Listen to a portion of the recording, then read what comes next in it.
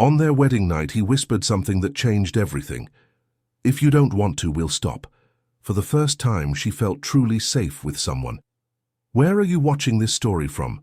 Subscribe to the channel and leave a like, because what happens next will make you believe in love again. White rose petals formed a winding path from the door to the king-size bed, and the scent of lavender saturated every inch of the hotel room. Claire stood frozen at the threshold, fingers gripping the doorknob, as if that small gesture could anchor her entire trembling body. Her green eyes scanned the meticulously arranged details, candles distributed across every available surface, golden light dancing on the ivory walls, champagne chilling in an ice bucket. Ethan stood by the window, his beige suit already missing its jacket, tie loosened. He was watching the waves breaking on the beach below, but his tense shoulders betrayed that all his attention was on her. When he finally turned, the smile he offered had no urgency, no ravenous expectation. It was simply kind. "You look beautiful," he said, his voice husky with contained emotion. Claire swallowed hard.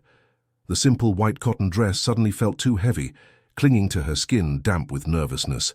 She took one step into the room, then another, each movement calculated as if crossing a minefield of her own insecurities. "Did I overdo it?" Ethan asked, gesturing to the candles with an almost embarrassed expression. "The woman at the front desk suggested it, and I thought it would be nice, but maybe I went too far." Something about his vulnerability, that disarming admission, made Claire release a breath she didn't know she'd been holding. "It's perfect," she whispered, forcing her feet to move until they were just a few feet apart. Ethan extended his hands, palms up, offering without demanding. Claire looked at those calloused hands, marked by years of working with wood, hands she'd seen create beauty from nothing. Slowly, very slowly, she placed her own hands over his. The touch was like an electric shock coursing through her nervous system. Not from fear, but from recognition. Those hands had never hurt her. They had never demanded more than she could give. "Claire," Ethan said, his hazel eyes fixed on hers, with an intensity that made her want to flee and stay at the same time. "If you don't want to, we stop. There's no rush at all." The words hung in the air between them, loaded with a meaning that went far beyond that night. It was a promise, a silent pact that acknowledged all the battles she'd fought to get here. Claire felt something break inside her chest, not with pain but with a relief so deep it almost knocked her down. Her legs trembled and Ethan held her firmly, pulling her closer until her head rested against his shoulder. The woody scent of his cologne mixed with the aroma of candles, creating a combination that would etch this moment in her memory forever.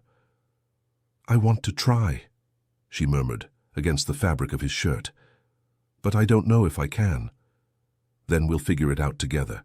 There was something in the simplicity of that statement that dissolved the first layer of tension in Claire's shoulders. She lifted her face, meeting his gaze, and for the first time since entering that room, she allowed herself to smile. A small, hesitant smile, but genuine. Ethan brought one hand to her face, his thumb tracing a gentle line along her cheek. The gesture was so delicate that Claire felt tears prick her eyes. "You're here," he said quietly. "Present. That's all that matters." Claire closed her eyes, allowing herself to feel the touch, the proximity, the safety that emanated from him. 6 months ago, she never would have imagined being here, in this room, married to a man who seemed to have been sculpted specifically to dismantle each of her defenses. 6 months ago, she could barely look strangers in the eye at the bookstore without feeling the weight of imaginary judgments. But Ethan wasn't a stranger. He never had been. The night unfolded in layers of vulnerability and discovery. They talked sitting on the bed, candles casting dancing shadows on the walls. Ethan told stories of his childhood in rural Oregon, of how he'd learned woodworking from his grandfather, of how each piece of wood he restored carried someone's story. Claire spoke about the books that had saved her in difficult times, about how the words of authors dead for decades had been kinder to her than some living people. When they finally allowed themselves greater intimacy, it was at her pace. Ethan stopped at every sign of hesitation, checking with looks and whispers if she was okay. And Claire, for the first time, didn't feel like something to be conquered or consumed. She felt seen, respected, loved in a way that didn't require her to be different from who she was. Hours later, when dawn was already brightening the horizon through the open curtains, they remained awake. Claire lay on her side, her head on Ethan's chest, listening to the steady rhythm of his heart. "Thank you," she whispered. "For what?" "For not rushing me. For seeing me." Ethan kissed the top of her head, his fingers tracing lazy patterns on her arm. "You're easy to see, Claire. The easiest person to see I've ever known." She smiled in the dark, knowing he couldn't see her expression but feeling that maybe he didn't need to. Maybe, finally, she could just be. And on that wedding night that followed no expected script, Claire planted the first seed of true trust in fertile soil. She didn't know it yet, but that moment would define all the challenges to come, because learning to trust was just the beginning. Maintaining that trust when the world tested its limits would be the real journey. The smell of old paper and fresh coffee welcomed Claire like a familiar embrace when she pushed open the glass door of the bookstore. The little bell above the entrance chimed, announcing her arrival at 8 in the morning, as it had every day for the past 2 years. Mrs. Eleanor Hartley, the 70-something proprietor with silver hair pulled into a messy bun, looked up from the counter where she was organizing receipts. "Good morning, dear. How was the honeymoon?" Claire felt heat rise up her neck. They'd only stayed 3 days at the beach hotel, a modest honeymoon as Ethan had called it, laughing. He needed to get back to the workshop where he had 2 urgent commissions, and she didn't want to leave Mrs. Hartley alone for too long. "It was perfect," Claire responded, and the word felt strange in her mouth. When was the last time she'd used that word without irony? Mrs. Hartley smiled, the wrinkles around her eyes deepening. "You look different, lighter." Claire didn't know if that was true. As she tied the moss-green apron over her light blouse and began organizing the books that had arrived on Friday, her thoughts constantly returned to the last 3 days. Ethan had been everything he'd promised to be, patient, present, attentive. But now, back to routine, an inopportune question began forming in her mind. How long would this kindness last? She shook her head, trying to dispel the intrusive thoughts. It wasn't fair to Ethan to think that way. He didn't deserve to be painted with other people's colors. But fear didn't understand fairness. The day passed in the predictable cadence that always calmed Claire. She helped 6 customers, organized the poetry section that was a mess, and spent her lunch hour reading excerpts from a new novel that had arrived that morning. At 4 in the afternoon, when the bell chimed again, she didn't need to look up to know who it was. Ethan entered the bookstore with the same punctuality as always, even now married. He wore a grey t-shirt stained with sawdust, jeans worn at the knees, and that smile that transformed his ordinary face into something memorable. "Hi," he said, approaching the counter where she was restocking the register with change. "Hi," Claire responded, and realized she was smiling too. Ethan leaned over the counter and kissed her lips quickly, a casual gesture that made her feel butterflies in her stomach. "I came to pick up that book on marquetry you mentioned. Did it arrive?" "Came in yesterday." Claire stepped out from behind the counter, guiding him to the craft section. "Are you really going to do marquetry now? Don't you already have enough work?" Ethan shrugged, his fingers running along the spines of books until he found the title he was looking for. "A client asked for a table with marquetry details. I thought I'd learn instead of turning down the work." It was so characteristic of him, this constant desire to learn, to adapt, to grow. Claire watched as he flipped through the book, concentration slightly furrowing his brow. How was this man real? How had she been lucky enough to... "Claire." She blinked, realizing he was watching her with curiosity. "Sorry, I was thinking." "About what?" "About you. About us." Ethan's expression softened. "Good thoughts." Claire hesitated. The honest answer was complicated. They were good thoughts tinged with fear, hope mixed with doubt. But before she could formulate a response, Mrs. Hartley called from the counter. "Claire, dear, can you come here a minute?" While helping the proprietor, who needed assistance with the antiquated computer, Claire watched Ethan from the corner of her eye.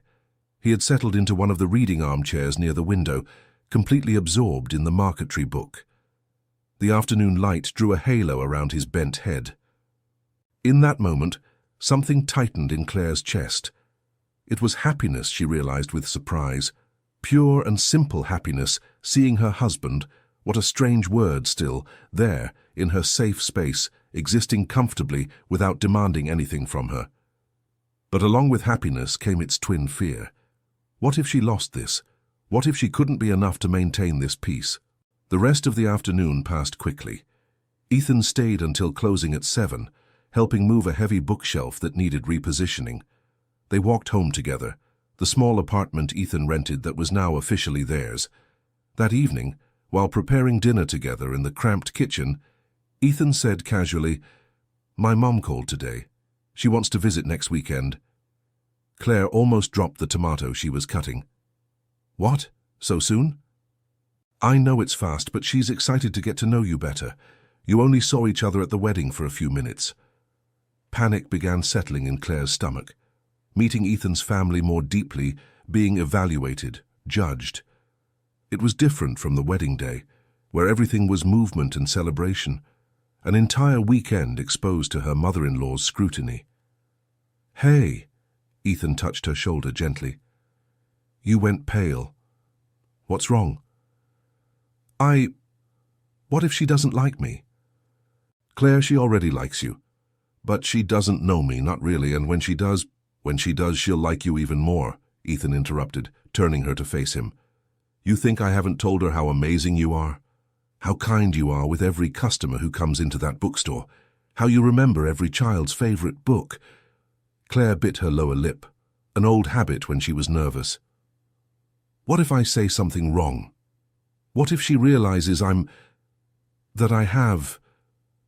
you have what?" "Problems," she finally said, the word coming out like a confession. Ethan sighed, but it wasn't a sigh of frustration. It was something that felt like sadness. "You don't have problems, Claire. You have history. And part of that history left marks, but that doesn't make you less worthy of love or acceptance." She wanted to believe. God, how she wanted to believe that. "Can I think about it?" "Of course," Ethan kissed her forehead. No pressure. But there was pressure, Claire thought, as she returned to cutting vegetables. The internal pressure not to disappoint, to be normal, to match the image of the perfect wife that surely Ethan's mother expected to find. That night, lying beside Ethan, who slept deeply, Claire stared at the dark ceiling. The sound of his breathing should have been comforting, but her brain spun in vicious circles. When would Ethan realize he'd married someone broken? When would he tire of having to tiptoe around her fears? She got up carefully, covering Ethan with the sheet before going to the small apartment balcony. The night air was cool, carrying the salty smell of the ocean a few blocks away. The streets of the small coastal town were silent, only a few streetlights illuminating the empty asphalt. Claire hugged herself, trying to contain the trembling that had nothing to do with temperature. Why couldn't she just be happy? Why did every good moment come accompanied by the certainty that it would be temporary? "Can't sleep." Ethan's voice made her jump. He stood in the balcony doorway wearing only pajama pants, eyes still half closed with sleep. "Sorry, I didn't mean to wake you." "You didn't wake me. The bed got cold without you." It was a simple comment, but it made something melt inside Claire. Ethan approached, wrapping her from behind in an embrace, his chin resting on top of her head. "What's your head not letting you rest about this time?" How did he know? How did he always know? "Everything," Claire admitted in a whisper. "I'm afraid this will end, that you'll realize you made a mistake." Ethan was silent for a long moment. When he finally spoke, his voice was firm. "Look at that street down there. See how it's empty?" Claire nodded. "Tomorrow morning it'll be full of people, cars, bicycles, people walking. Every morning the same thing. Are you afraid that tomorrow the street will stay empty forever?" "No, but nothing. Some things are constant, Claire. The sun will rise tomorrow. The waves will keep hitting the beach. And I will keep loving you. It's not a question of if, it's a question of how long until you believe it." Silent tears rolled down Claire's face. They weren't tears of sadness, but of painful relief. How did he manage to say exactly what she needed to hear? "I want to believe," she said, "then believe one day at a time. Today, believe that I love you today. Tomorrow, we'll worry about tomorrow." They stood there embraced on the balcony until the first rays of sun began painting the horizon pink and gold. And in that dawn, Claire made a silent promise to herself. She would try. She would try to believe, one day at a time. Friday arrived too quickly. Claire spent the entire week in a state of growing anxiety, which Ethan tried to calm with his constant presence, but which refused to diminish. She had finally accepted that his mother would visit them, but acceptance didn't mean comfort. Margaret arrived at 10 in the morning, stepping out of a taxi with a small suitcase and a smile that illuminated her entire round face. She was about 60, grey hair cut in a modern bob, and wore a colourful floral dress that somehow didn't look excessive on her. Her eyes, the same hazel eyes as Ethan, landed on Claire with a warmth that caught her off guard. "Claire!" Margaret exclaimed, dropping the suitcase and pulling her into a tight hug before she could react. "Let me look at you properly." She stepped back, holding Claire by the shoulders, examining her with an intensity that made her heart race. "More beautiful than in the photos. Ethan doesn't do you justice when he describes you." "Mum," Ethan said, smiling as he picked up the suitcase, "you're going to scare her." "Scare her? By speaking the truth? You young people today are afraid of everything." Margaret passed them heading into the apartment, talking non-stop about the trip, about how the town had changed since the last time she'd visited, about the beautiful weather. Claire exchanged a stunned look with Ethan, who just shrugged with an "I told you so" smile. Lunch was prepared by 3 pairs of hands in the cramped kitchen. Margaret naturally took command, delegating tasks and telling stories about young Ethan with an ease that gradually disarmed Claire's defenses. There was something in how the older woman moved through the space, confident but not invasive, talkative but capable of listening, that began dissolving the knots in Claire's stomach. "So," Margaret said while they prepared the salad, Ethan busy setting the table, "how did you two meet?" Ethan was vague on the details. Claire hesitated, knife paused in the air over the cucumber. "He came into the bookstore where I work, looking for a book on furniture restoration. And kept coming back," Margaret completed with a knowing smile. "I saw it happen. He'd call every day, find excuses to mention you. Claire this, Claire that. He went on for weeks like that before finally admitting he was in love." Claire's face heated. Ethan on the other side of the kitchen laughed. "Thanks for selling me out, Mom. Someone has to. You're too discreet for your own good." During lunch, conversation flowed with surprising naturalness. Margaret asked questions, but they weren't invasive questions. She wanted to know about Claire's family, about her work, about what she liked to read.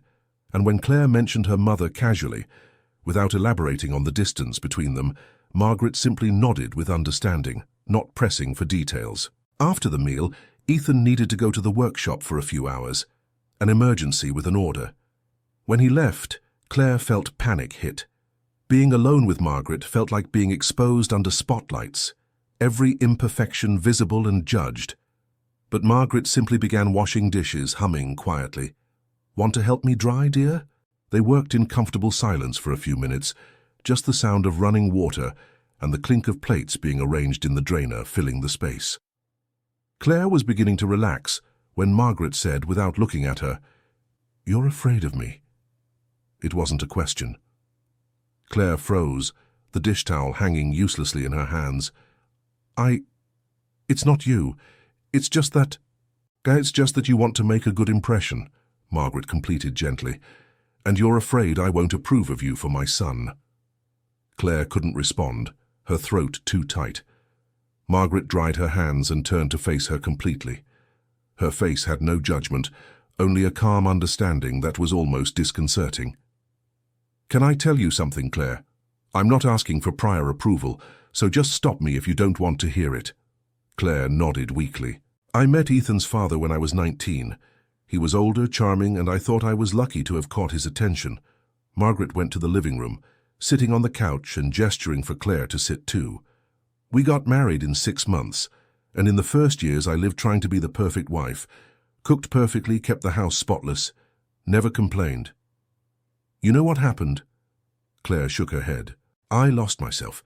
Forgot who I was before being a wife, before being a mother. And when things got difficult, and they did, because life is difficult, I no longer had a self to return to. I almost broke completely. Claire's heart beat fast. Why was Margaret telling her this? It took years for me to relearn who I was, to understand that being imperfect wasn't failing. And you know what saved my marriage? It wasn't trying to be perfect. It was being honest. It was stopping pretending and starting to simply be. Margaret reached for Claire's hand, squeezing it firmly. I don't want a perfect daughter-in-law. I want a real one. And from what I see, that's exactly what my son wants too. A real woman, with real fears and real strengths. Silent tears rolled down Claire's face. She hadn't realized how much she needed to hear that from someone besides Ethan. How did you know I was afraid of not being enough? Margaret smiled sadly. Because I recognize the look, because I've been there, and because Ethan told me not the details, but enough for me to understand you're carrying too much weight on your shoulders. He told you. Claire didn't know how to feel about that. Not as a complaint. As someone who loves deeply and wants to protect. Margaret released her hand and leaned back on the couch. My son isn't perfect, Claire. He can be stubborn when he thinks he's right. Sometimes he dives so deep into work, he forgets to eat. And he has an irritating way of trying to solve everything alone instead of asking for help. But you know what he is. Consistent. When Ethan loves, he loves completely, without hesitation, without expiration date. Claire wiped tears with the back of her hand. I want to be worthy of that. You already are, just by being you. Margaret stood up, going to the kitchen and returning with 2 cups of coffee. Now, tell me about these books you love so much. Ethan says you can recommend the perfect book for anyone. I want to see if it's true. The rest of the afternoon passed in a conversation that flowed naturally between literature, recipes, stories of Ethan's childhood, and gradually, some stories from Claire herself. Margaret had a way of listening that made you want to share, without ever forcing or judging.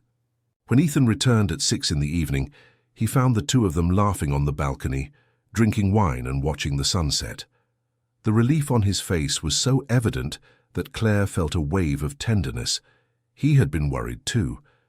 Dinner was lively, with Margaret telling embarrassing stories from Ethan's teenage years that made him blush to his ears. Claire laughed more that night than she had in months, feeling something inside her relax, a tension she didn't even know she'd been carrying. Later, when Margaret was already settled in the makeshift guest room, actually Ethan's office with a sofa bed, Claire and Ethan prepared for bed. So, Ethan said, taking off his shirt, how was it? Survived the maternal interrogation? Claire smiled, already lying in bed. There was no interrogation. Your mother is surprising. She liked you. How do you know? Because she texted me while I was at the workshop, saying if I mess this up, she's disowning me. Claire laughed, genuine surprise on Ethan's expression making her laugh more. She didn't do that. She did. Look, he showed his phone, and there was Margaret's message. Your wife is a treasure. Treat her as such, or I'll hit you with the wooden spoon. With love, Mom. Claire felt her chest warm. It wasn't just about being approved. It was about being seen, accepted, and even defended by someone who barely knew her. Ethan lay beside her, pulling her into his arms. You're lighter, he observed. I can feel it. It's strange, Claire murmured against his chest. I was so nervous. But your mum, she didn't try to make me be different. She just let me be. She's wise like that. Ethan kissed the top of her head. I think that's where I got my infinite patience. Claire gave him a light slap on his arm, smiling. Presumptuous. Honest, he corrected, laughing. That night, Claire slept deeply, without nightmares, without waking in the middle of the night with her heart racing. And when the morning sun woke her, it was the smell of pancakes Margaret was making in the kitchen that made her open her eyes. The weekend continued in that comforting tone. Margaret didn't try to force deep conversations or create artificially emotional moments. She simply existed in their space with natural ease, helping in the kitchen, reading on the balcony, making Ethan laugh with old stories. On Sunday afternoon, when it was time for Margaret to leave, Claire felt an unexpected pang of sadness. The older woman hugged her tightly at the apartment door. "You're welcome in my home any time," Margaret said quietly. "And if you ever need to talk about anything, you have my number." "Thank you," Claire whispered, "for accepting me." "There's nothing to accept, dear. You were already part of the family before we even met." Margaret stepped back, holding Claire's face between her hands. "And remember what we talked about. Imperfect is perfect. Don't forget that." After she left, Ethan and Claire returned inside the silent apartment. He pulled her to the couch, both settling into a comfortable embrace. "She loves you," Ethan said. "She barely knows me. She knows enough. And more importantly, she sees what I see." He turned Claire's face to look her in the eyes. A courageous woman who's learning to trust again. A woman who deserves all the love she can receive. Claire swallowed the lump in her throat. Maybe, just maybe, she could start believing that too. Spring arrived with its usual explosion of colors, filling the small coastal town with tourists and renewed life. Mrs. Hartley's bookstore experienced an increase in traffic, and Claire found herself working longer hours, coming home exhausted but satisfied. Ethan, in turn, had landed a major contract to restore the furniture of a historic inn that was being renovated. He spent long hours at the workshop, often leaving before dawn and returning after sunset. On the surface, everything seemed perfect. They had settled into a comfortable routine, quick breakfast together, messages exchanged during the day, dinners where they shared stories about their journeys. On weekends, they walked on the beach or visited the farmer's market, their hands intertwined as they navigated between stalls of fresh fruit and local crafts. But something was changing, something so subtle that Claire could barely name it. They were small things. Ethan coming home so tired he could barely hold a conversation before falling asleep, the way he unconsciously pulled away when she tried to hug him while he worked on his projects, the nights when he stayed late at the workshop, sending messages saying not to wait up for him. Claire tried to be understanding. She knew the inn contract was important, that Ethan was under pressure to deliver perfect work. But the old ghosts were beginning to whisper in her mind, especially on lonely nights when she lay in the empty bed, hearing the distant sounds of the town outside. It was an ordinary Tuesday when the first real cracks began to appear. Claire had prepared a special dinner. She'd found a recipe for Ethan's favorite dish and spent hours in the kitchen after work, wanting to do something special. She set the table with candles, put on soft music, and waited. 7 o'clock became 8. 8 became 9. At 9:30 she turned off the oven where she'd been keeping the food warm, the meat now dried out and unappetizing. At 10, she blew out the melted candles. At 10:30, when she heard the key in the door, Claire was sitting on the couch, the untouched plate of cold food on the coffee table, staring at the opposite wall. "Love, I'm sorry." Ethan entered, covered in sawdust, eyes red from fatigue. "I completely lost track of time. I was almost finishing that sideboard and—" He stopped, seeing the table still set, the smoking candles, the dinner clearly prepared with care and now ruined. "Claire, I texted," she said, her voice strangely calm. 3 times. Ethan pulled his phone from his pocket, the cracked screen dead. "Battery died. I didn't even notice. Love, I'm so sorry." Claire nodded slowly but said nothing. The silence stretched between them, heavy and uncomfortable. "You're angry," Ethan said, more a statement than a question. "No," Claire responded, and it was true. She wasn't angry. She was something else, something worse. She was shutting down. "Just tired. I'm going to bed." She stood up, passing him toward the bedroom. Ethan held her arm gently. "Hey, don't do that. Don't shut down like this." "Do what?" Claire faced him, her green eyes expressionless. "You have work, I understand. It's not about understanding. It's about you being hurt and pretending you're not." "And what do you want me to do? Yell? Cry? Make a scene?" "I want you to be honest with me." Something inside Claire broke. All the weeks of holding back, of being understanding, of not complaining, of trying to be the perfect wife who didn't create problems, everything came to the surface at once. "Honest?" She pulled her arm back. "You want honesty? I'm getting lonely, Ethan. You're here, but you're not. And I know you have important work and I should be more understanding, but—" Her voice broke, and she hated herself for it. "It reminds me so much of before, of when I didn't matter enough to deserve time, to deserve attention. And I know you're not him, I know, but the feeling is the same." Ethan looked like he'd been slapped. "Claire, and the worst part is I can't even be angry because you're working. You're doing something productive, something important. How can I complain about that? How can I be so selfish?" "You're not selfish," Ethan said firmly. "You're my wife, and wanting to spend time with me isn't selfish. But it sounds like it. It sounds like demands, like requirements, like communication," he interrupted. "It sounds like you telling me you have a need. And you know what? You're right. I've been absent. Not physically, but in all the other ways that matter." Claire felt hot tears stream down her face. "I don't want to be the kind of person who needs constant attention. I want to be independent, strong." "You are independent and strong." Ethan took a step toward her, stopping when she instinctively stepped back. "But that doesn't mean you don't need connection. It means you recognize when you're not getting what you need and talk about it instead of holding it in until you explode." He ran his hand through his hair, sighing heavily. "I screwed up.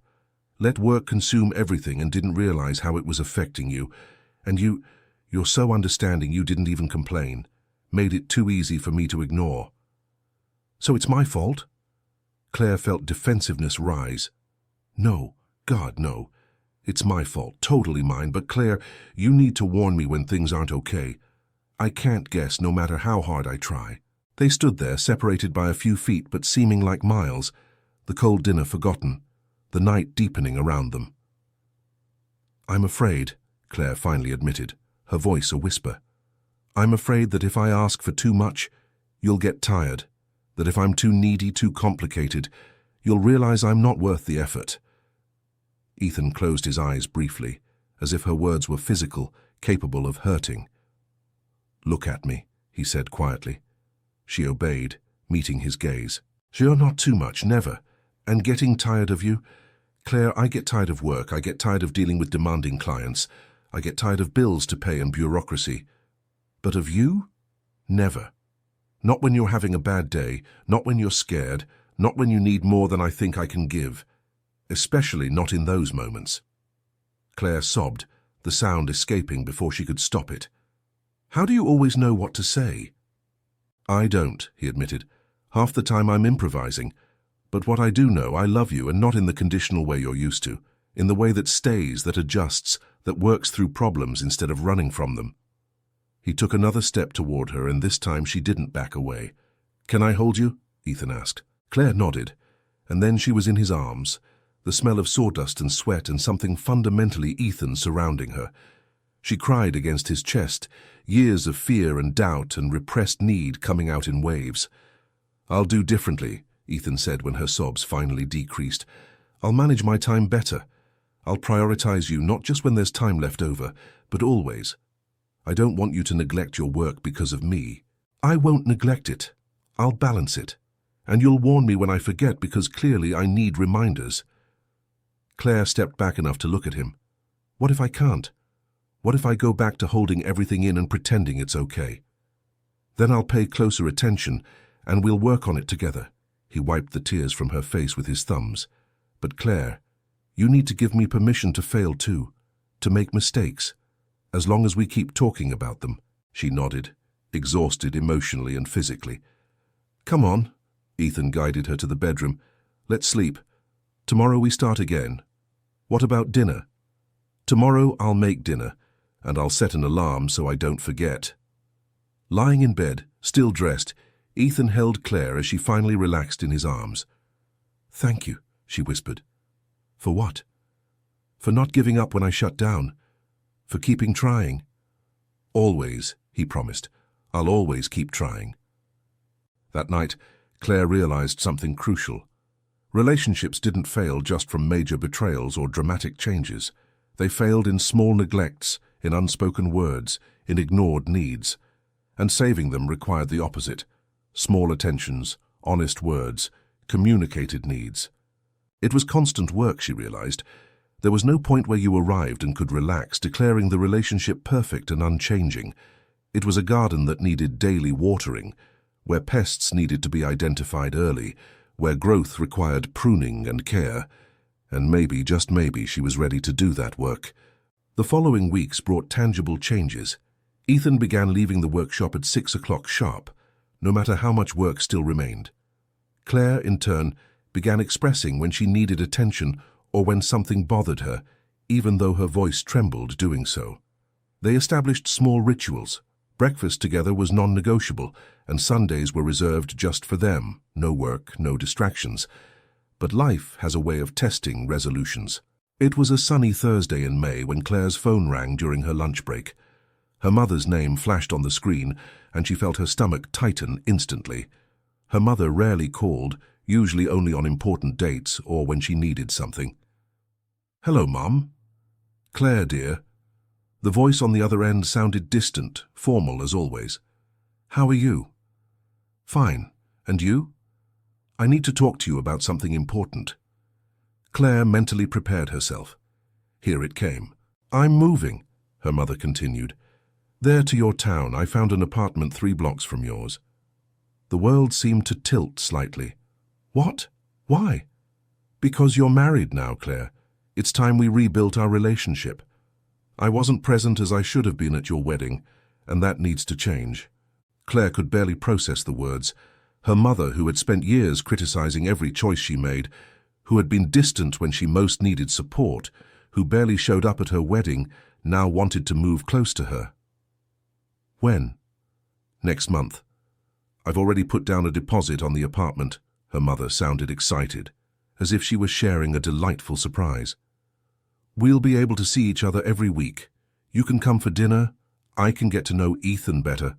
"Mom, I need to go," Claire interrupted, feeling panic settle in. "I have a customer waiting."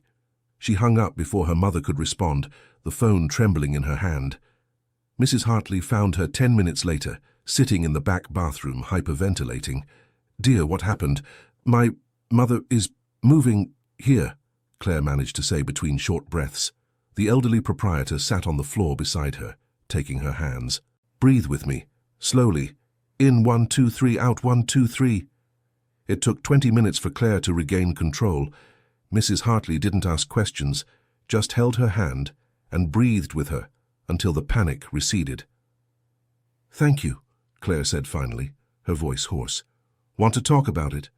And Claire found herself telling, finally articulating something she'd always kept buried, about how her mother had been critical and distant throughout her life, about how every relationship Claire had was dissected and judged, about how, when she was in the previous relationship that had destroyed her emotionally, her mother had said she should try harder instead of offering support. "She never supported me when I needed it," Claire said, wiping tears. "And now she wants to be present. Now that I've finally built something good, something mine, she wants to be part of it. What do you want to do?" "I don't know. I should be happy, shouldn't I? It's my mother. I should want her close." Mrs. Hartley sighed. "Sometimes, dear, blood family isn't the family we choose. And it's okay to set boundaries, even with people who are supposedly supposed to be closest to us." That evening, when Claire told Ethan about the call, she saw immediate concern appear on his face. "How are you feeling about this?" "Terrified," she admitted. "Ethan, she's going to want to be here all the time. She'll want to have opinions about everything. She'll judge our house, our marriage, my choices. Then we say no." "What?" "We say no," he repeated, as if it were the simplest thing in the world. "We say we need space, that our privacy is important, that she's welcome to visit, but with advance notice and respect for our boundaries." "I can't do that. She's my mother." "And you're my wife. And more importantly, you're yourself, and you have a right to boundaries." Claire began pacing back and forth in the living room. "You don't understand how she is. If I say no, it'll become a huge drama. She'll say I'm ungrateful, that she just wants to get closer, that I'm being selfish." "And what if she does? Does that change the fact that you don't want this?" Claire stopped, staring at him. "Why are you making this so simple?" "Because it is simple. You don't want your mother living 3 blocks away. You're afraid she'll invade your space and destroy the peace you've built. Those are valid concerns." "But," But nothing, Claire. Look, I'm not saying to cut her off completely. I'm saying to be honest about what you can and can't handle.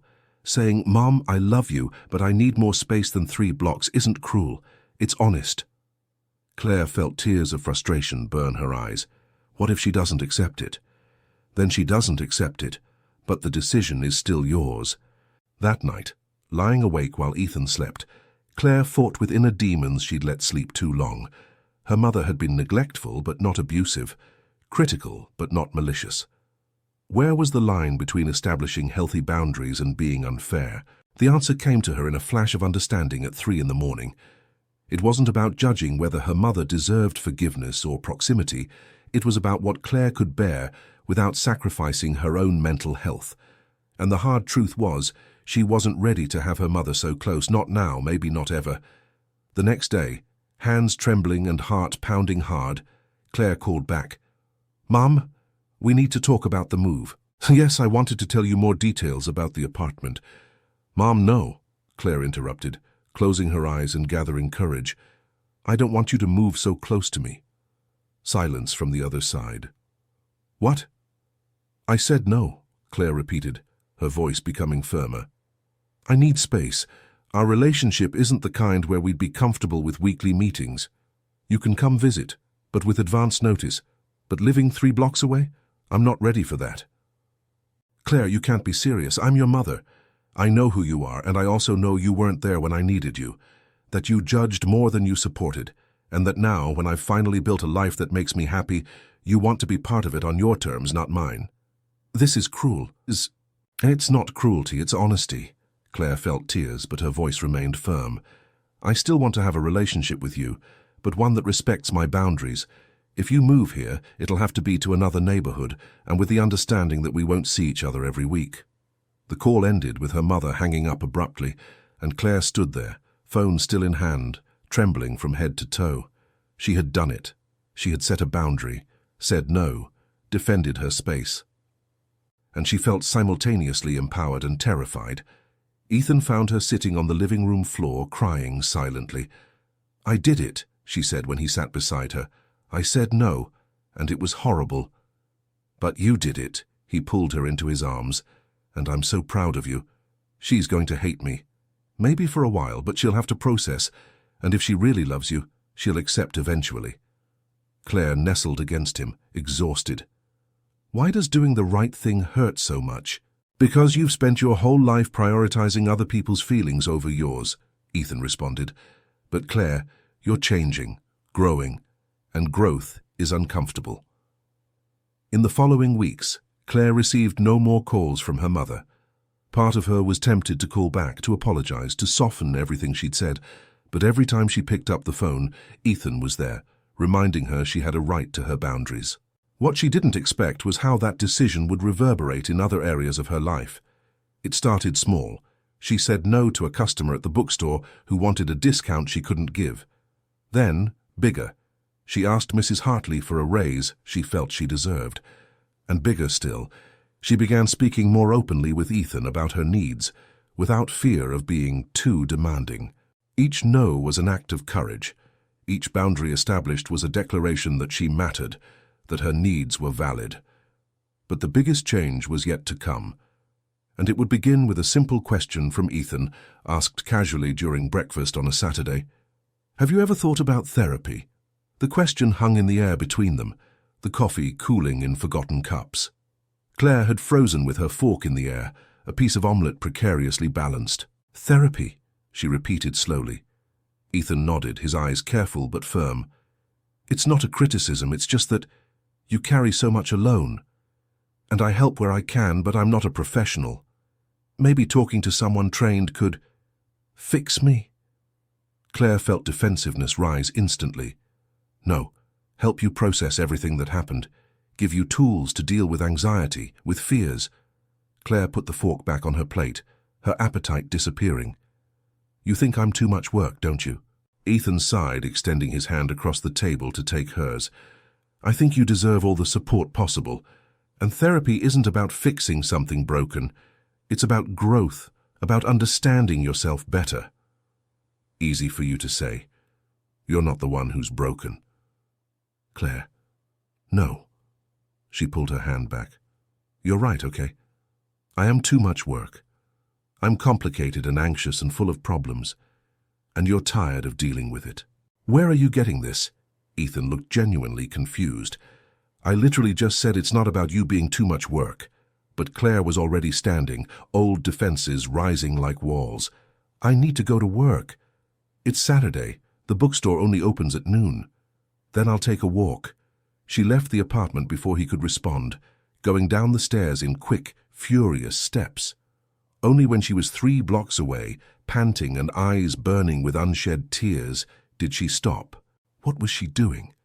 Ethan had made a reasonable suggestion, and she'd reacted like it was an attack. He was right, she did carry too much weight alone. But the idea of sitting with a stranger and pouring out all her traumas, all her failures, was terrifying. Claire walked on the beach, feet sinking in the still cold morning sand. The waves broke in constant rhythm, indifferent to human dramas. She found a deserted stretch and sat down, hugging her knees to her chest. The truth she didn't want to admit was that she was afraid of therapy for a very specific reason. What if the therapist agreed with that voice in her head that said she was too problematic? What if they confirmed that, yes, she was broken in a way that couldn't be fixed? Her phone buzzed. A message from Ethan. Sorry if I pushed, I love you. I'll be here when you want to come back. More tears rolled down Claire's face. Why was he so patient? Why didn't he get tired of her like normal people would? She spent 2 hours sitting on that beach, watching families arrive, children screaming and laughing as they ran to the water. Couples walked hand in hand. An elderly man played ball with a golden retriever. Normal life, ordinary, without the constant weight of anxiety she carried. When she finally returned home, Ethan was on the balcony, a cup of coffee in hand, waiting. He didn't say anything when she climbed the steps, just opened his arms. Claire went to them, allowing herself to be enveloped. I'm sorry, she murmured against his chest. Me too, it wasn't my intention to make it seem like you need to be fixed. It wasn't you. Claire stepped back enough to look at him. It was me, reacting to the idea. Because I'm afraid. Of what? That a professional will confirm I'm too problematic, that there's no hope for me. Lucas guided her inside, sitting with her on the couch. Can I tell you something? When I was 22, I did therapy. Claire blinked in surprise. What? You never mentioned it. Because it wasn't something I thought was necessary to share before. But after my dad died, I sank. Heavy depression. I thought I had to be strong for my mum, so I held everything in. Until one day, I collapsed completely in the middle of my grandfather's workshop. He paused, eyes distant with the memory. My grandfather took me to a psychologist the next day. And you know what the guy said in the first session? You're not broken. You're responding perfectly normally to an abnormal situation. Changed everything for me. How long did you go? 6 months. Maybe should have stayed longer, but it helped me process the grief, understand that asking for help wasn't weakness. Claire absorbed this information, recontextualizing Ethan in her mind. He wasn't just naturally balanced. He'd worked on it, had sought help when he needed it. Do you really think it could help me? I think you deserve the chance to find out, Ethan responded. And look, if you try it and hate it, that's okay, but at least you tried, you know. Claire spent the entire afternoon researching, read about different types of therapy, searched for professionals in the area, read reviews. When anxiety threatened to paralyze her, Ethan appeared with a glass of water or a snack, silently reminding her he was there. The response came the next day, first appointment scheduled for Thursday at 4 in the afternoon. On the morning of the appointment, Claire considered cancelling at least 7 times. Ethan didn't pressure her, just asked if she wanted him to drive her. No, she said. I need to do this alone. The office was in a discreet building downtown. Claire climbed the stairs slowly, each step seeming to take an eternity. The waiting room was small but cozy, with plants in the windows and soft music playing quietly. Claire? A woman about 50 appeared at the door. She had short brown hair, red-framed glasses, and a warm smile. I'm Sarah. Please come in. The office was even cozier than the waiting room. Comfortable couches, soft lighting, shelves full of books. Claire sat on the edge of a sea-green fabric couch, her hands clenched in her lap. So, Dr. Chen settled into an armchair opposite. Tell me what brought you here. And Claire began talking, hesitant at first, then more fluid. She told about the previous relationship, about the patterns of fear and avoidance she'd developed, about Ethan, about how he was kind but how that scared her, about her mother, about the recent confrontation, about feeling too broken to fix. Dr. Chen listened without interrupting, occasionally writing something down but mostly just present, attentive. When Claire finally stopped, exhausted from everything she'd poured out, the therapist leaned slightly forward. Can I tell you what I hear? Claire nodded, nervous. I hear an incredibly courageous woman who went through experiences that taught her it wasn't safe to trust, and despite that you got married, set boundaries with your mother, came here today. That's not a broken person, Claire. That's a person fighting to break old patterns, which is one of the hardest jobs that exists. Immediate tears burned Claire's eyes. But I'm so afraid of everything. And fear is an adaptive response. At some point in your life, fear protected you. The problem is when fear continues protecting us from things we no longer need protection from. The session passed quickly. When it ended, Claire felt simultaneously drained and strangely lighter. Would you like to schedule another session? Dr. Chen asked. Yes, Claire heard herself say. Yes, I would. When she left the office, the afternoon sun blinded her momentarily. She blinked, adjusting to the light, and saw Ethan waiting across the street. He'd said he wouldn't drive her, but hadn't said he wouldn't wait. When she crossed to him, Ethan didn't ask how it went, just opened his arms and she went to them. Thank you, she said. For what? For giving me courage, for being here. Always, he kissed the top of her head. I'll always be here. In the following weeks, Claire established a routine. Therapy every Thursday at 4, and with each session she unearthed a bit more of herself, processed a bit more of the past. It wasn't easy. There were sessions where she left feeling worse, as if she'd stirred wounds she'd rather leave closed. But gradually she began understanding patterns, recognizing triggers, developing tools to deal with anxiety. One afternoon, about 2 months after starting therapy, Claire was at the bookstore when she had a sudden revelation. She was helping a young customer looking for a book about overcoming difficult breakups. As she recommended some titles, briefly sharing her own experience, she realized she was talking about her past without that usual crushing weight. It hadn't disappeared, but it was. Different, more distant, less defining of who she was. That evening, she told Ethan about the revelation.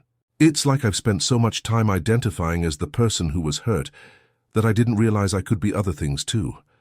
Person who overcame, person who grew, person who's learning. Ethan smiled, that genuine smile that lit up his entire face. You've always been all those things, you just needed to see it for yourself. But not everything was linear progress. There were setbacks. One week her mother showed up at the bookstore without warning. Claire had a complete panic attack, locking herself in the bathroom while Mrs. Hartley politely but firmly asked her mother to leave. There were nights when the nightmares returned, when she woke up sweating and shaking, and Ethan needed to hold her for hours until she could sleep again. There were days when getting out of bed seemed impossible, when every human interaction cost energy she didn't have. But the difference now was she had tools. She had Dr. Chen to process with, she had Ethan for support, and most importantly, she had herself, a version that was learning to be kind to herself when she failed, that recognized healing wasn't linear, that allowed herself to have bad days without seeing it as total failure. In one of her sessions, Dr. Chen asked a question that changed something fundamental in Claire. When you look at Ethan, what do you see? Someone kind, patient, who loves me. And when you look at yourself? Claire hesitated. Someone broken, complicated, who doesn't deserve him. Interesting. Dr. Chen leaned back. You see Ethan with compassion and yourself with judgment. Why do you think that is? Because I'm the one with problems. Everyone has problems, Claire. Some are just more visible than others. Ethan told you he did therapy, right? He had problems. But when you think of him, do you think man who needed help or man who sought help when he needed it? The distinction made something click in Claire's head. The second one. So why can't you apply the same generosity to yourself? It was a simple question, but it opened an abyss of understanding. Claire had spent so much time punishing herself for not being healed that she hadn't noticed all the progress she'd made, hadn't realized she was seeking help, working on herself, showing courage every day just by continuing to try. That night she did something she'd never done before. She looked at herself in the mirror and instead of cataloging flaws, said aloud, "You're trying, and that's enough." Ethan, passing by the hallway, stopped hearing it. "What did you say?" "That I'm trying and that it's enough." He entered the bathroom, positioning himself behind her in the mirror, his arms wrapping around her. "It always was enough," he said. "But I'm glad you're finally starting to believe it." Summer arrived with full force, bringing not just scorching heat but an avalanche of changes. Ethan's contract at the inn was finally complete, and his reputation had spread. Commissions arrived weekly, expensive restorations, custom furniture, projects he'd dreamed of but never imagined achieving. It was both a blessing and a curse. Income increased significantly, allowing them to start talking about buying a larger apartment, maybe even a house. But along with success came pressure. Ethan was working 12, sometimes 14 hours a day. He hired an assistant, a young man named Peter, but even then could barely keep up with demand. Claire saw her husband getting thinner, lines of exhaustion deepening around his eyes. "You need to slow down," she said one night, finding him at the workshop at 11, still sanding a table. "I can't.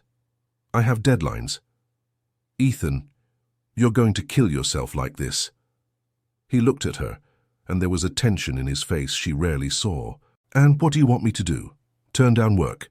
Tell clients I've waited years to build a reputation that, sorry, I'm tired?" Claire recoiled as if she'd been slapped. Ethan had never spoken to her that way. Realizing his tone, he dropped the sandpaper and ran his hands over his face. "Sorry, I didn't... Sorry." "No, you're right." Claire crossed her arms, nails digging into her elbows. "It's none of my business." "That's not it. You're right, I know you are. I just don't know how to stop the wheel now that it's spinning." They stood there, separated by meters and mutual exhaustion, the smell of fresh varnish heavy in the air. "We're losing ourselves," Claire said quietly. Ethan looked up. "What?" "Us. We're losing ourselves in the middle of all this. Work, therapy, bills, responsibilities. When was the last time we just were together? Without agenda, without obligations." Ethan opened his mouth to respond, then closed it, because he couldn't remember. "Sunday," he finally said. "Sunday I'll take the day completely off. Turn off my phone, close the bookstore, and it's just us two. Promise." But when Sunday came, an important client called with an emergency. An antique piece of furniture damaged during a move, something that needed to be fixed before a birthday party that same week. The payment was generous. The timing, impossible. "Go," Claire said when Ethan looked at her with obvious apology on his face. "I understand." "Claire?" "No, really. I understand. Go." And she did understand. Rationally, she comprehended. But emotionally she felt something begin to crack inside her. She spent Sunday alone. Tried to read, but the words jumbled on the page. Tried to walk on the beach, but the happy families only made her feel more isolated. She returned home and lay on the couch, staring at the ceiling, feeling simultaneously guilty for being upset and justified in her frustration. When Ethan arrived at 9 at night, exhausted but with the work complete, he found her in the same place. "Hey," he said softly. "Sorry it took so long." Claire didn't respond. "Love, are you okay?" "I don't know anymore." Ethan sat on the floor beside the couch, taking her hand. "Talk to me." "I'm tired," she said, still looking at the ceiling. "Tired of always understanding. Tired of being reasonable. Tired of coming second after work, clients, emergencies." "You don't come second." Claire finally turned her head to look at him. "Don't I? Because it feels exactly like that. I know you're building something important. I know these opportunities are rare, But Ethan, at what cost? When do you stop and ask yourself if it's worth it? I'm doing this for us, he said, frustration tinging his voice. So we can have a better house, a more comfortable life. I don't need a better house. Claire sat up, emotions finally overflowing. I need a present husband. I'd rather live in this tiny apartment forever, if it means having you for real, not just your physical presence when you're too tired to do more than sleep. And what do you want me to do? Throw away all this hard work, all this reputation? I want you to find balance. I want you to remember you have a wife who needs you as much as your clients do. They were yelling now, years of accumulated tension exploding in ways neither had anticipated. Maybe if you were less dependent. Ethan stopped mid-sentence, immediate horror appearing on his face. But it was too late. The words had already come out. Claire froze. Dependent. The worst word he could have used, hitting every insecurity she'd worked to overcome in therapy. Ethan, I didn't mean... Get out, she said, her voice dangerously calm. What? Get out of here. Now. This is my apartment too. Then I'll leave. She stood up, going to the bedroom and randomly grabbing clothes, throwing them into a backpack. Ethan followed her, panic replacing anger. Claire, stop. Let's talk calmly. There's nothing to talk about. You made very clear what you think of me. I was angry. I don't think that. You know I don't think that. But Claire was already passing him, backpack on her shoulders, tears silently streaming down her face. Claire, please. She stopped at the door, not looking back. I need time, Ethan, alone. And she left, leaving him there, alone in the apartment that suddenly seemed huge and empty. Claire went to the only place that made sense, back to the hotel room where they'd spent their honeymoon. It was a luxury she couldn't afford, but in that moment it didn't matter. She needed a space that was just hers, where she could process everything that had exploded. Lying in that king-size bed, in the same room where months ago Ethan had promised she could stop any time, that there was no rush, Claire allowed herself to break completely. She cried for hours, violent sobs shaking her body. She cried over the word dependent that had confirmed her worst fears. She cried over the relationship that seemed to be crumbling despite all efforts. She cried over all the progress she'd made in therapy that seemed to have been nullified in a single argument. Her phone vibrated incessantly, messages from Ethan apologizing, begging to talk, saying this wasn't what he wanted, that he'd spoken without thinking. Claire turned off the phone. She spent 3 days in that hotel, 3 days processing, crying, eventually sleeping from pure exhaustion. Mrs. Hartley knew where she was. Claire had called from the hotel phone, explaining she needed a few days. The elderly proprietor didn't ask questions, just said she understood and would wait for her return when she was ready. On the morning of the 4th day, Claire did something she hadn't done in weeks. She called Dr. Chen. The therapist, hearing the desperation in her voice, agreed to see her that same day. In the familiar office, Claire poured out everything. The argument, the word, the fear that Ethan was tired of her, that all progress had been illusion. Dr. Chen listened without interrupting, as always. When Claire finally ran out of words, exhausted from her own account, the therapist spoke. Can I make some observations? Claire nodded. First, you had your first real fight, and yes, Ethan said something horrible. But Claire, people say horrible things when they're tired, frustrated, defensive. It doesn't make those things right, but it makes them human.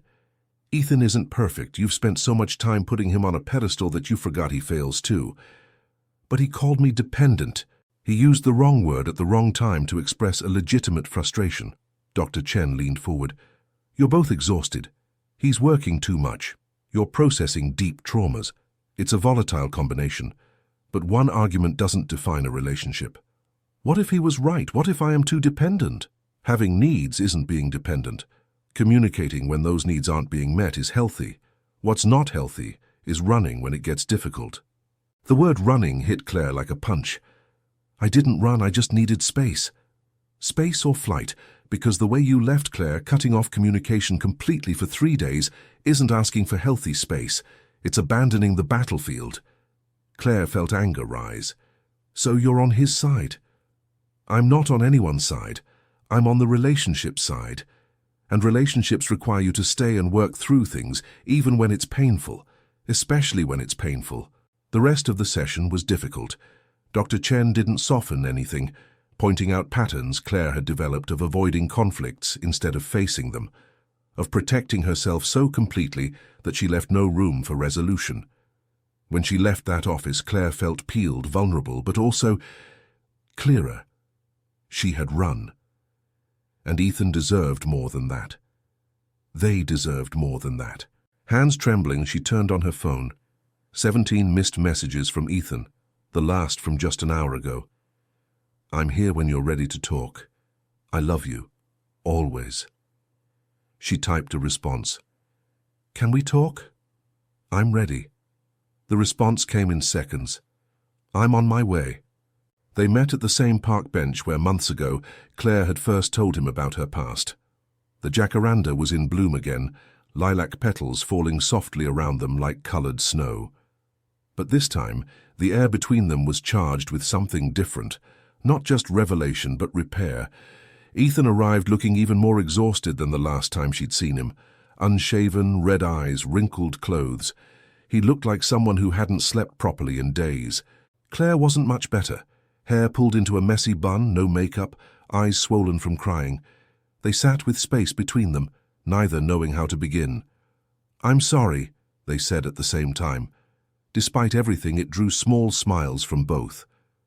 You first, Ethan said. Claire took a deep breath. I ran. When it got difficult, when you said something that hurt me, I ran. And that wasn't fair. You deserved a chance to explain, for us to talk. I just panicked. Ethan nodded slowly. And I said the worst possible thing, chose the word I knew would hurt you most. And there's no excuse for that, Claire. You're not dependent. You have needs, like anyone. And I was frustrated because I couldn't meet all of them, and projecting that onto you was cowardly. You were exhausted, Claire said, drained, and I was pushing too hard too. No. Ethan turned completely to look at her. You weren't pushing too hard.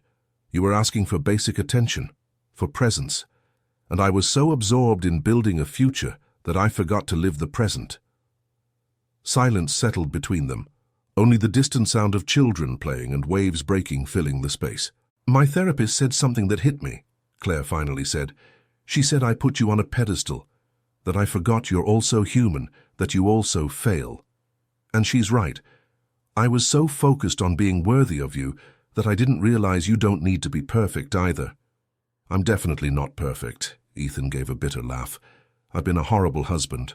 Not horrible, absent. But Ethan, I haven't been fair either. I've been expecting you to read my mind, to know exactly what I need without me having to ask clearly. And then I get hurt when you don't deliver something I never really articulated. Ethan slowly extended his hand, giving her time to pull away if she wanted. Claire looked at that calloused, familiar hand and took it. The touch was like completing a circuit, something inside her immediately calming. How do we fix this? She asked. Honestly, Ethan intertwined their fingers. I'm afraid working less means losing clients, losing momentum, but I'm more afraid of losing you. So I need to find middle ground, maybe hire another assistant, maybe be more selective about which projects I accept. And I need to stop running when things get difficult, Claire admitted. I need to stay and fight, even when every instinct tells me to protect myself by running. How do we make sure we don't end up here again in 6 months with the same problems? Claire thought for a moment. Maybe we need some kind of regular check-ins? Like once a week we sit down and honestly say how we're feeling, what needs to change before it turns into an explosion? Ethan nodded, considering.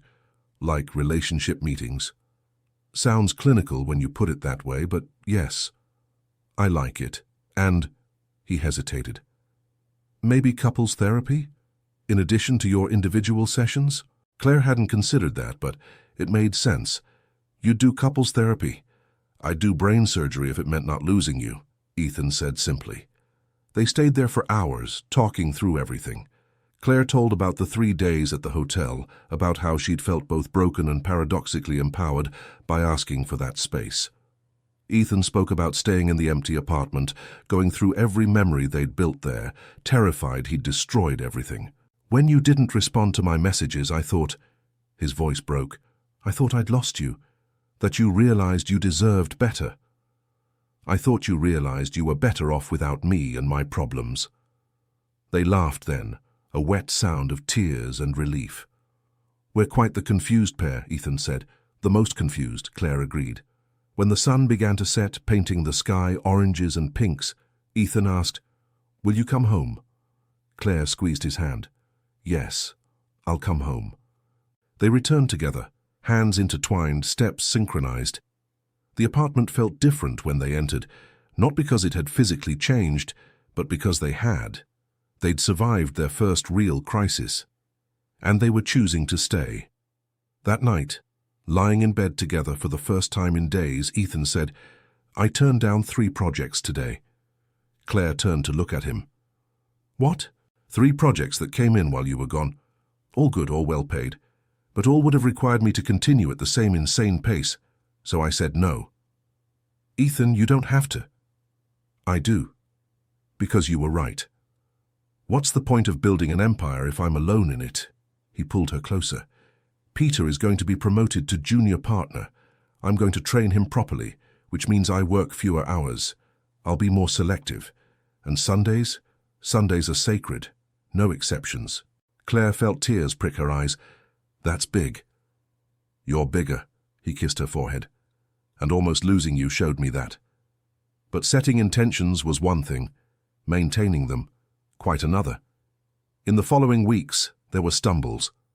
Ethan accepted a quick project that turned into a 3-week nightmare. Claire had a particularly bad day in therapy and shut down emotionally, taking 2 days to finally talk about it. But the difference now was they had tools.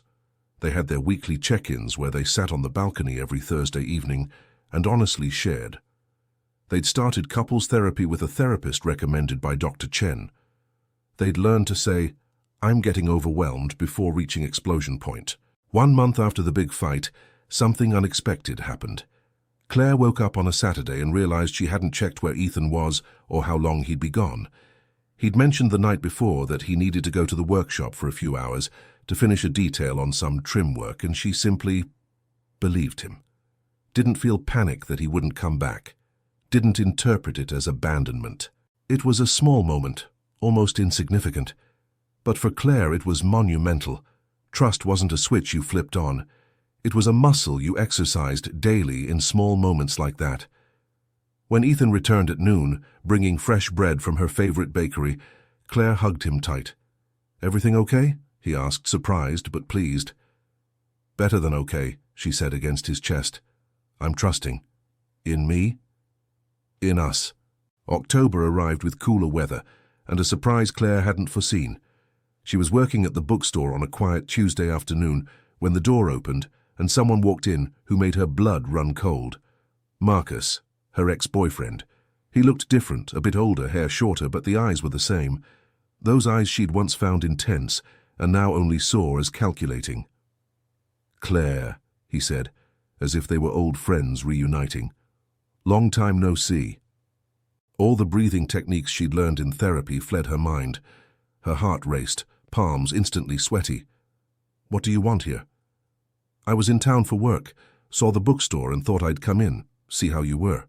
He approached the counter, too casual. "Heard you got married?" How did he know that? Claire had no contact with people from her past, had deliberately cut those bridges. "Yes," she said, forcing firmness into her voice. "I'm married." "Happy?" The question seemed innocent, but Claire knew Marcus well enough to hear the trap in it. "Very, and I need you to leave." "Leave? We barely got to talk." "There's nothing to talk about." Marcus leaned against the counter, that irritating smile appearing. "You always were dramatic. Can't I come into a public bookstore?" Technically he was right.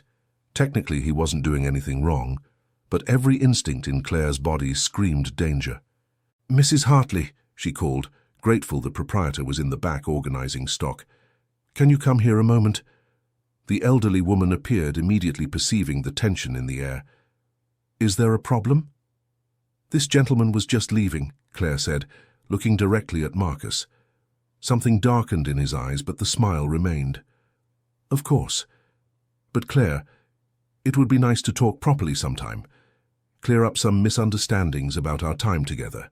There are no misunderstandings, Claire said, her voice trembling but firm, and there's nothing to discuss. He shrugged as if the matter were trivial.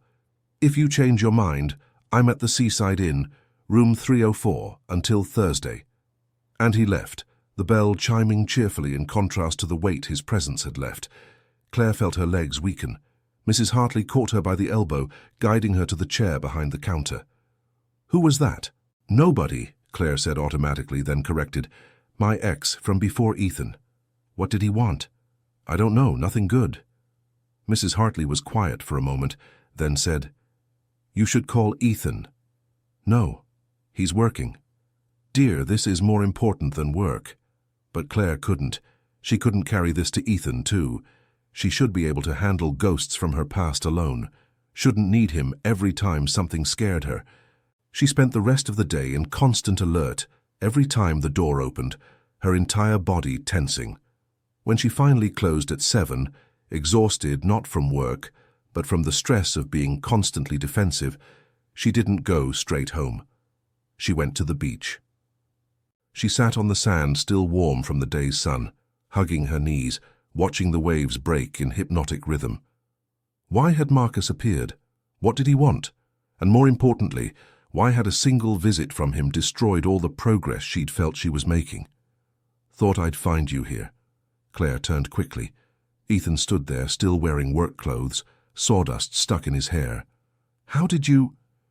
Mrs. Hartley called. Said you needed me, even if you wouldn't admit it. Claire wanted to be angry at the intrusion, but all she felt was relief that he was there. Ethan sat on the sand beside her, not touching, just present. Want to talk about it? And she told him. About Marcus showing up, about how a simple visit had thrown her back years in her recovery, about feeling weak for letting it affect her so much. You're not weak, Ethan said when she finished. You were confronted by someone who hurt you deeply. It's expected that would shake you. But I should be stronger now. I did therapy, worked on myself. And you are stronger. The Claire from 2 years ago would have had a complete panic attack, maybe not even been able to ask him to leave. But today you stood your ground, set boundaries, and you're here processing instead of running completely. Claire hadn't thought of it that way. He said he's at the Seaside Inn until Thursday, that he wanted to talk, clear up misunderstandings. And do you want that? No, of course not. Then there's nothing to think about. Ethan finally touched her, his hand covering hers. He has no power over you unless you give it to him. What if he doesn't leave? What if he keeps showing up? Then we deal with it. Together. Me, you, lawyer, if necessary. Lawyer? Claire looked at him surprised. If he's harassing you, yes, lawyer.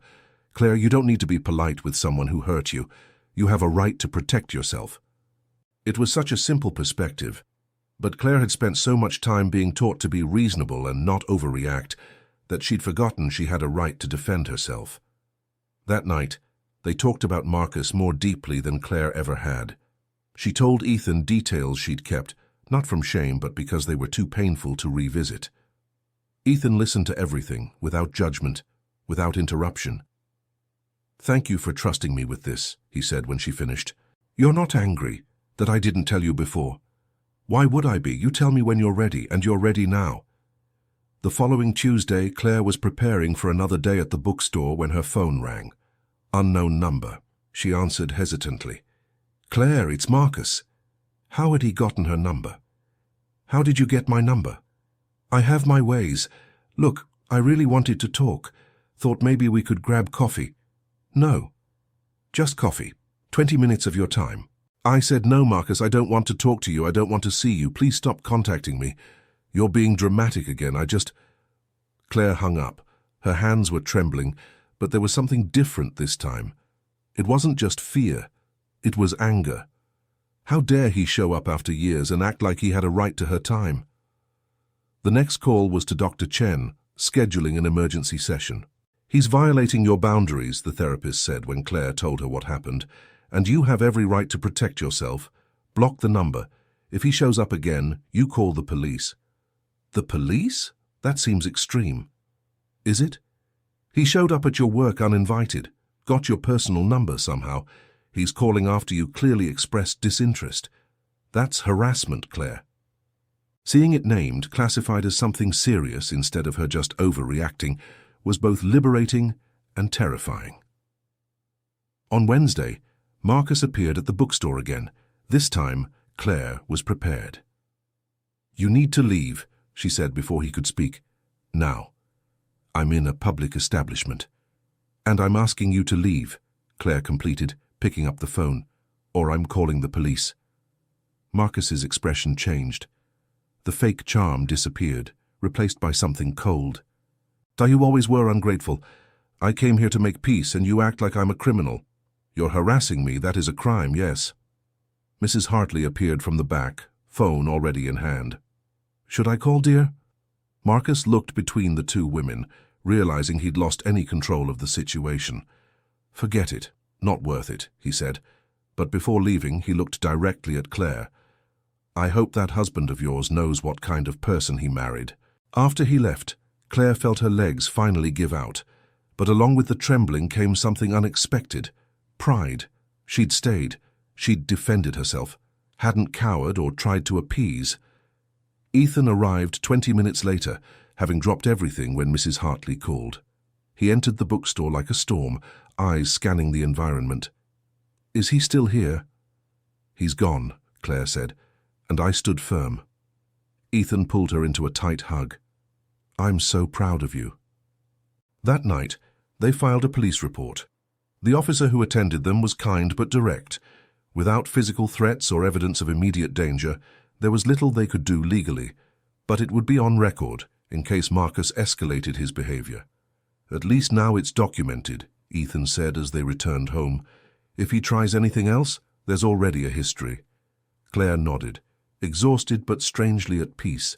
On Thursday, the date Marcus had said he'd leave, Claire worked with her heart tight, expecting another appearance, but the day passed without incidents.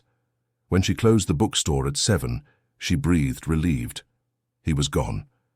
But the marks he left took longer to disappear. Claire had nightmares that week, waking sweaty and scared. Ethan was always there, holding her, reminding her she was safe. In her next session with Dr. Chen, Claire processed what happened more deeply.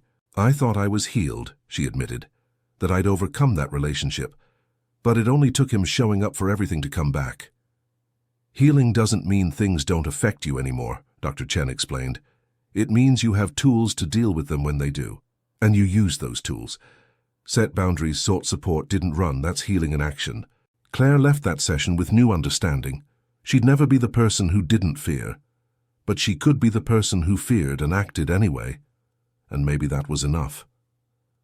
November brought unexpected heat and an even more unexpected revelation. Claire had spent 2 weeks feeling strange. Excessive fatigue, morning nausea she attributed to residual stress from the Marcus episode, increased sensitivity to smells. It was Mrs. Hartley who suggested it, with that knowing look that only decades of life can give. "Dear, when was your last period?" Claire froze, doing quick mental calculations, then slower, more careful calculations, then panic. "No, it can't be." "There's a pharmacy right on the corner," Mrs. Hartley said gently. "Want me to go?" 15 minutes later, Claire was locked in the bookstore bathroom, staring at 2 positive pregnancy tests. Her heart was beating so loud she could hear it in her ears. Pregnant. She was pregnant. Her first reaction wasn't joy. It was absolute terror.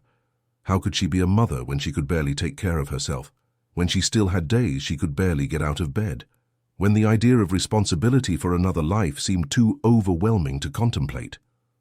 She spent the rest of the day on autopilot, mechanically helping customers, her mind spinning in increasingly frantic circles. Ethan noticed immediately when she got home that night. "What happened?" Claire opened her mouth, closed it, opened it again. No words came out. "Love, you're scaring me." "What is it?" "I'm pregnant." The words came out in a whisper, but they might as well have been a shout for the effect they had. Ethan became completely still, processing. "You... what?" "Pregnant, I'm pregnant. I took 2 tests, both positive." Ethan sat heavily on the couch as if his legs had stopped working. We're going to have a baby. It wasn't a question. It was a statement, as if he needed to say it aloud to make it real. Ethan, I can't. I'm not ready. I can barely take care of myself. How am I going to take care of a baby? He looked at her then, really looked, and saw the panic. Hey, breathe. Come here. Claire went, sitting beside him, allowing him to wrap her in his arms. We're scared, Ethan said. Both of us. That's normal. You're scared? Claire looked at him surprised. Terrified, he admitted. I don't know anything about babies. I can barely remember how to hold one. And the financial responsibility. What if I'm not a good father? What if... You're doing my list of fears, Claire said weakly. Because they're shared fears, Ethan kissed her temple. But Claire, if there's one thing we've learned, it's that we do difficult things together. Do you think you were ready to get married when we got married? No. And here we are. Not perfect, but trying. It'll be the same with this. Claire wanted to believe, but the fear was so big it seemed to engulf everything else. In the following days, they scheduled an appointment with an obstetrician. The medical confirmation made everything terrifyingly real. 8 weeks. She was 8 weeks pregnant and hadn't even noticed. Everything looks healthy, the doctor said, pointing to the monitor where a small dot pulsed. That's the heartbeat. Claire looked at that tiny dot, and something inside her broke and united at the same time. There was life inside her. Life she and Ethan had created, but the fear didn't disappear. In fact, it grew as the weeks passed. Claire began having panic attacks about everything. What if she dropped the baby? What if she didn't love the baby enough? What if she passed all her traumas and fears to this innocent child? In a particularly difficult session with Dr. Chen, Claire broke down. I can't do this. It wouldn't be fair to the child to have such a messed-up mother. Claire, do you think perfect mothers exist? No, but nothing. All mothers have fears, insecurities, histories. The difference is what you do with them, and you're here, working on yourself, seeking help. That makes you one of the most prepared mothers I know. But what if I can't? What if I'm like my mother, distant and critical? You've already shown you're not. By the simple awareness of not wanting to be. Your mother never questioned her behavior. You question constantly. That's already different. The session planted a small seed of hope, but fear still dominated. Ethan, meanwhile, dove into practical preparation. He started reading books about fatherhood, watching online videos, talking to friends who were parents. He transformed the small office into a potential nursery, showing Claire plans and colors. Don't you think we're going too fast? She asked, watching him measure the wall. There's no such thing as too fast. There's only preparation. But there was something in his efficiency that made her feel even more inadequate. While Ethan planned and prepared, Claire just feared. The first major argument related to the pregnancy came on a Saturday afternoon. Ethan had invited his mother to visit them, to tell her the news in person. Claire panicked. She's going to judge. She'll see I'm not ready and judge. My mom doesn't judge, you know that. Easy for you to say. You're not the one carrying this child, feeling every change in your body, every fear multiplied by 1,000. Ethan recoiled as if he'd been slapped. You think I'm not afraid? That it's easy for me? You seem to be handling it much better than I am. Because I'm trying to be strong for you, because I thought that's what you needed. They stood there, breathing heavily, thick tension between them. I don't need you to be strong, Claire finally said, her voice breaking. I need you to be honest, to share your fears with me instead of pretending everything's okay. Ethan ran his hands over his face. I'm terrified, okay? Terrified of not being good enough, of repeating my father's mistakes, of not being able to provide adequately, that my workshop won't generate enough income, that you'll realize you deserved someone better to be your child's father. It was the first time he'd verbalized all of this, and hearing that he was also scared didn't scare Claire more, it calmed her. So we're both terrified. Completely. And we're going to do this anyway? We don't have much choice now, Ethan said, but there was a small smile appearing. But yes, we're going to do this, terrified and together. When Margaret visited on Sunday, Claire was less anxious. The news was received with tears of joy and a hug that almost suffocated her. "A grandchild?" Margaret exclaimed. "Oh, this is wonderful." "Even with me being me?" Claire asked quietly. Margaret held her by the shoulders, looking directly into her eyes. "Especially you being you, because you're aware, careful, and willing to work on yourself. That makes you perfect for being a mother." Those words lodged in Claire's heart, a small counterweight to the fears. As December approached and Claire's belly began showing a small curve, she began adapting to the idea. It wasn't complete acceptance, not yet, but it was movement in the right direction. One night, lying in bed with Ethan, her hand resting on her still small belly, she said, "I'm still scared. Me too. But maybe fear isn't the opposite of love. Maybe they can coexist." Ethan intertwined his fingers over her belly. "I think true love always comes with fear, because when you really love something, you have so much to lose." It was a perspective that changed something in Claire. Maybe her fear wasn't a sign of inadequacy. Maybe it was a sign of how much she already loved this child who hadn't even been born yet. January brought torrential rains and the second trimester of pregnancy. Claire was 4 months along, her belly now undeniable, and finally the morning sickness had passed. But with physical relief came a new challenge. Her mother. Teresa, Claire's mother, had discovered the pregnancy through a distant cousin who had seen Claire in town and noticed the belly. The call came on a Saturday morning, cutting through the silence that had lasted since the argument about the move. "Why didn't you tell me?" were the first words, without greeting, without softness. Claire closed her eyes, Ethan beside her offering silent support. "Because I wasn't ready to share." "I'm your mother. I have a right to know I'm going to be a grandmother. You gave up those rights when you chose to be offended instead of respecting my boundaries." There was shocked silence from the other side. "How can you be so cruel?" "It's not cruelty, Mom, it's protection. Of myself, of my marriage, and now of my child." "So I won't get to know my grandchild?" "I didn't say that. But it'll be on my terms when I'm ready, not because you demand it." The call ended badly, as Claire knew it would. But this time she didn't feel crushing guilt. She felt only tiredness and, strangely, peace. "Are you okay?" Ethan asked. "I am. She can be hurt, but that's not my responsibility to fix." It was huge growth, and they both knew it. But the universe seemed determined to test every gain. A week later, Claire started bleeding. Not much, but enough to send them both into total panic to the hospital.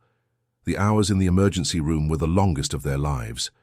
Claire lying on the gurney, Ethan holding her hand so tight it hurt, both silent because words seemed too risky. When the doctor finally entered, her face was neutral, impossible to read. "The baby is fine," were the first words, and Claire felt Ethan release a sob of relief. Bleeding in early pregnancy can happen. In this case, it was just a ruptured blood vessel, nothing serious. "But I want you on bed rest for the next few days, just to be sure." When they returned home, Claire couldn't stop shaking. They'd come so close to losing the baby, so close. And in those hours of uncertainty, she'd realized something crucial. She wanted this child, desperately. "I didn't know," she said to Ethan as he helped her lie down. "I didn't know how much I wanted it until I almost lost it." "I know," he said, his own voice unstable. "Me too." The following days were a cocoon of care. Ethan didn't leave her side, bringing food, helping her to the bathroom, reading aloud to distract her. Mrs. Hartley insisted Claire take the entire week off, no discussion. And in those days of forced rest, something changed. The fear Claire carried about motherhood didn't disappear, but was tempered with something stronger: determination. She would protect this child, would do everything in her power to be the mother she herself never had. When she returned to work the following week, there was a difference in how she carried the pregnancy, no longer as a frightening burden, but as a precious responsibility. February brought the anatomy ultrasound, where they'd find out the baby's sex if they wanted. "Do you want to know?" Ethan asked while they waited in the room. "Do you?" "I asked first," Claire thought. Part of her wanted the surprise, but the bigger part wanted to start making it real, give it a name, create identity. I want to know. Then we'll know together." When the technician passed the transducer over Claire's belly and the baby appeared on the screen, so much bigger than before, so clearly formed, both held their breath. "Want to know the sex?" the technician asked. "Yes," they said in unison. "It's a girl. Congratulations." A girl. They were having a daughter. Ethan openly cried then, tears streaming down his face as he held Claire's hand and looked at the screen. "A daughter," he repeated. "We're having a daughter." Claire saw herself on that screen, that little being who would be a version of her, but with the chance to grow without the fears that had shaped her. The responsibility was overwhelming, but for the first time it was also exciting. "What will we name her?" Ethan asked on the way home. "I don't know yet, but something that means strength. Something that reminds her she can overcome anything." They spent weeks debating names, considering and reconsidering, until one night Claire was reading a book at the bookstore, a story about a warrior who had overcome impossibilities, and found the name. "Nina," she said to Ethan that night. "It means grace and strength at the same time." Ethan repeated the name, testing how it sounded. "Nina, Nina, I love it." "Nina Harper," Claire said, using his last name that was now hers too. "Our daughter." But with the joy of preparation came practical reality too. The apartment was too small for three. Income, though better with Ethan being more selective about projects, was still tight. And the bookstore didn't offer paid maternity leave. Claire would need to decide if she'd return to work soon after birth, or if they'd be even tighter financially. "Maybe I need to go back to accepting more projects," Ethan said one night while they did bills. "No," Claire was firm. "We're not going back to that cycle. We'll find another way." "How?" "You need time with Nina after birth. You can't go back to work immediately. Then we find ways to save, cut expenses.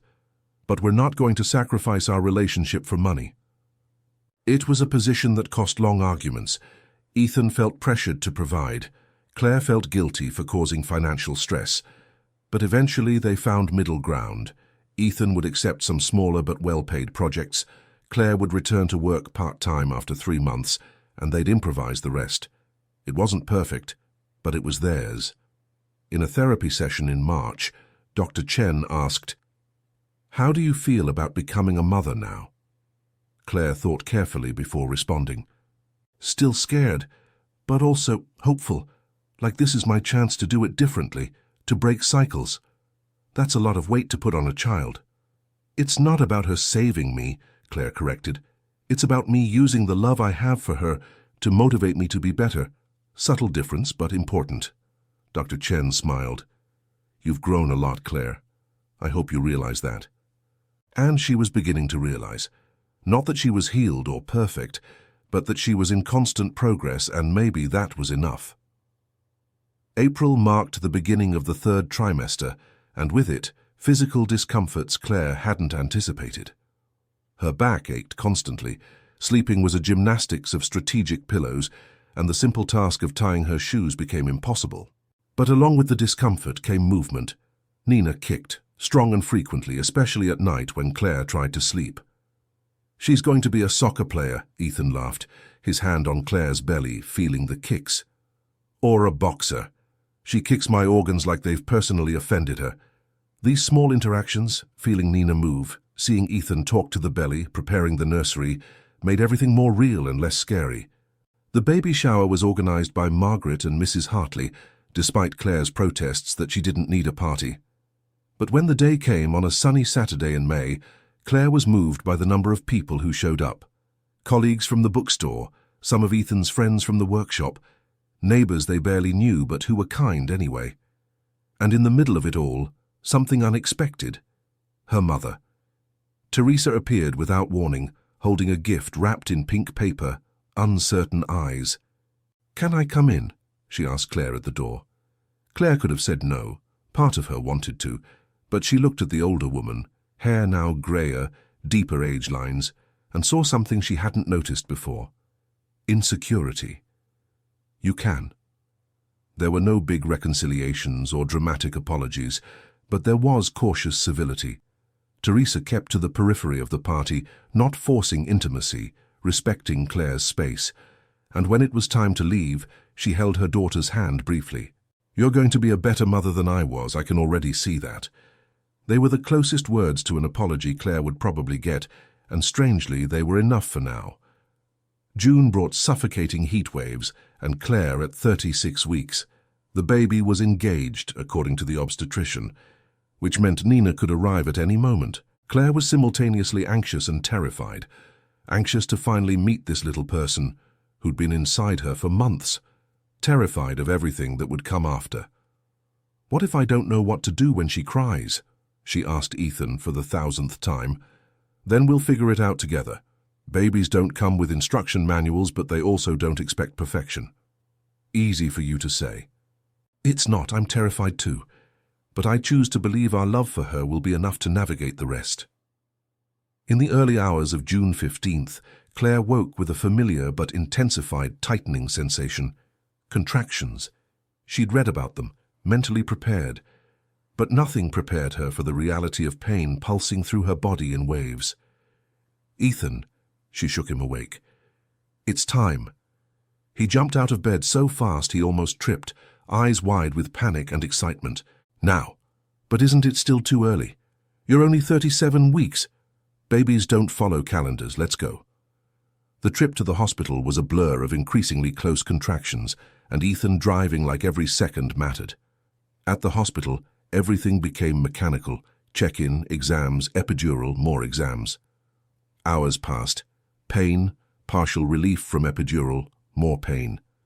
Ethan remained by her side the entire time, holding her hand, wiping her sweat, whispering encouragement. "You're doing so well," he said repeatedly. "I'm crying and screaming. How's that doing well?" "Because you're still here, still doing this, and soon we'll meet our daughter." At 2:37 p.m., after 18 hours of labor, Nina Sophia Harper arrived in the world with an indignant cry. 7 pounds, 2 ounces of perfect baby. When the nurse placed Nina in Claire's arms for the first time, something inside her completely reorganized. That small, wrinkled face, those closed eyes, those tiny fingers gripping her finger. It was instant and absolute love. "Hi, little one," Claire whispered, tears flowing freely. "I'm your mother, and I promise I'll try to be good enough for you." Ethan, on the other side, cried without shame, his hand trembling when he touched Nina's head. "She's perfect. Claire, we did this. We created something perfect." The first days were a fog of breastfeeding, diapers, interrupted sleep, and constant doubts. Nina cried, and Claire panicked, certain she was doing something wrong. But Ethan was there, researching, trying, failing, and trying again beside her. "I think she's hungry," he'd say. "I just fed her." Then gas. "We already did massage." "Sleep?" "She slept 15 minutes ago." Then, just wanting to be held, and usually that was it.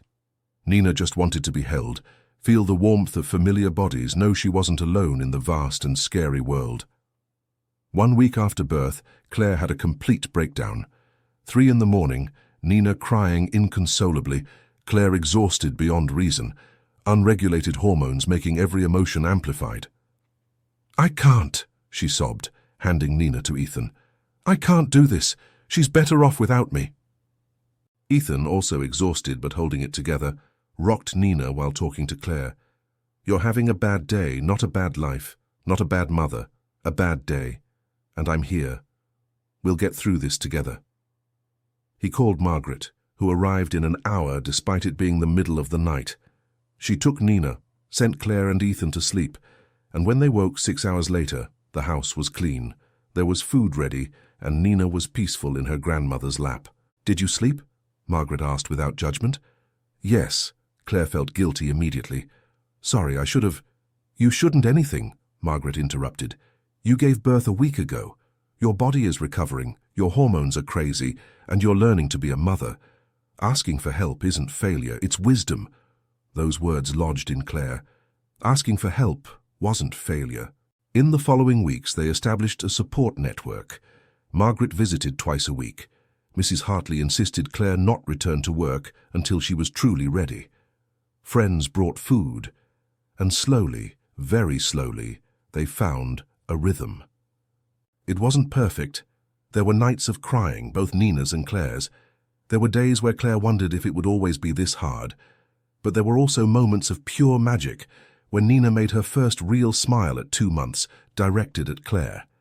When she started following Ethan with her eyes, clearly recognizing him, when she calmed instantly hearing her mother's voice. In a therapy session when Nina was 3 months old, Dr. Chen asked, "How is motherhood?" "Harder than I imagined, but also more rewarding. It's like every difficult day is worth it for one smile from her." "And you? How are you?" Claire thought honestly. "Tired, sometimes overwhelmed, but also complete. Like I didn't know this version of me existed until Nina arrived." It was true. Claire was discovering strength she didn't know she possessed, patience she didn't believe she had, love that had no measure.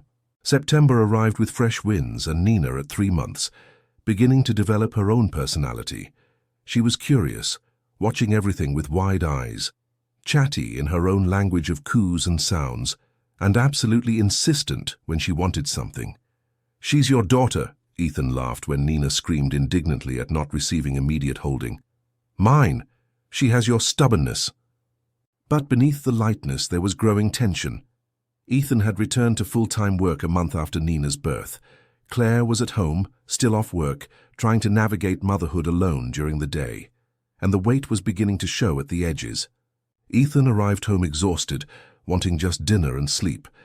Claire, who'd spent the entire day caring for Nina without adult conversations or breaks, wanted connection, support, recognition. Small tensions began accumulating. Unwashed dishes, undone tasks, uncommunicated expectations. "You could have at least washed the dishes," Claire said one night, looking at the full sink. "Claire, I worked 10 hours today. I got home exhausted." "And me? I cared for Nina all day. You think I'm not exhausted?" "It's not a competition of who's more tired. Then why does it feel like your needs always come first?" Ethan stopped, really hearing what she was saying. "What do you mean?" "You work, come home, and expect me to have everything figured out. Clean house, happy baby, dinner ready. Like my day was a vacation, while yours was real work."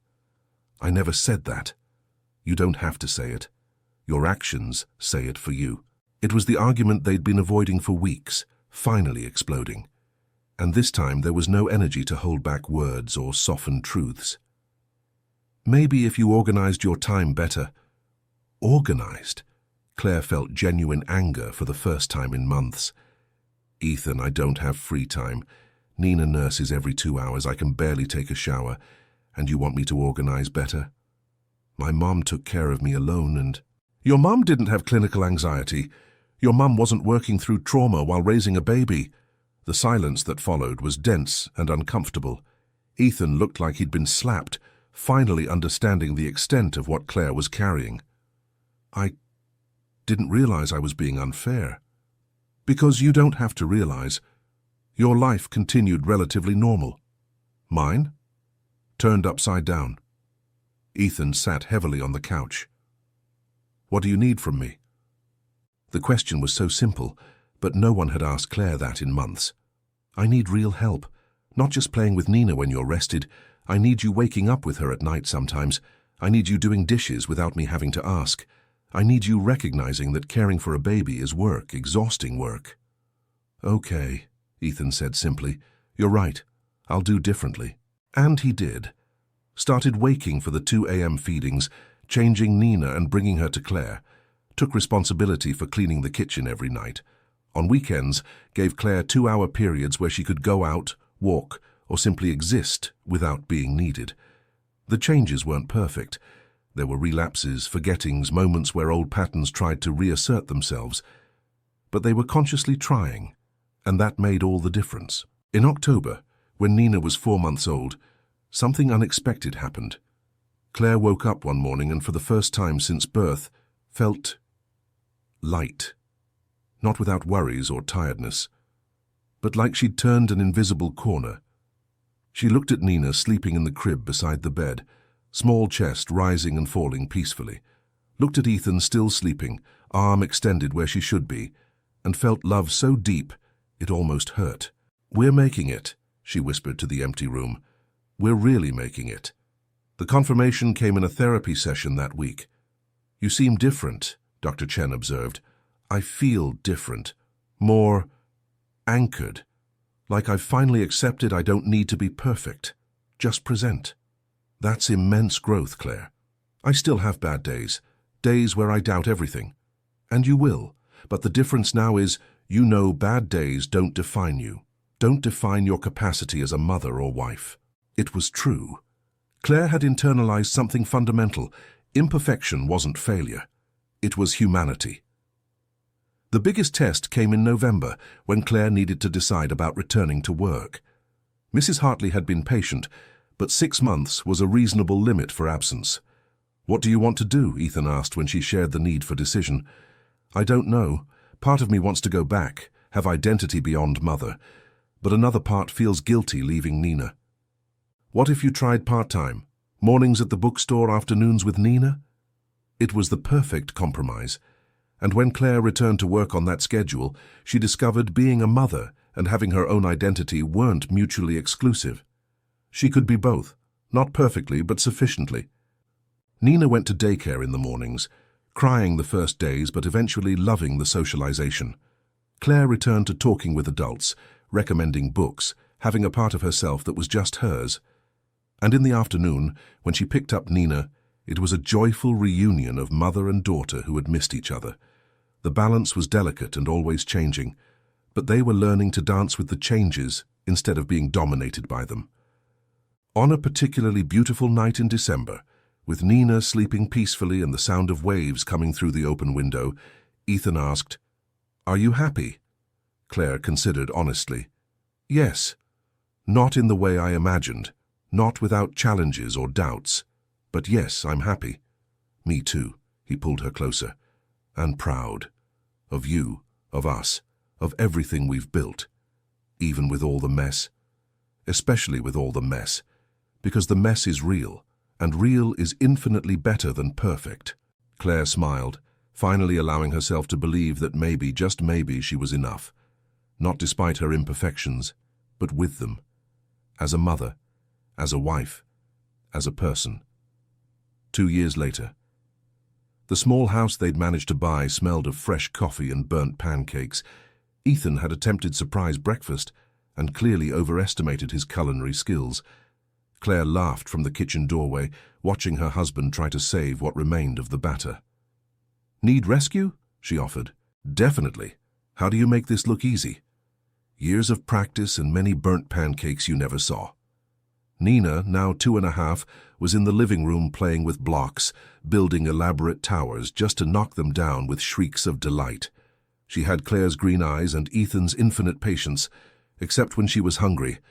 Then she was all drama and intensity. It was Sunday morning, the family's sacred day as they'd promised years ago. No work, no external obligations, just the 3 of them. After breakfast, pancakes saved by Claire, they went to the beach.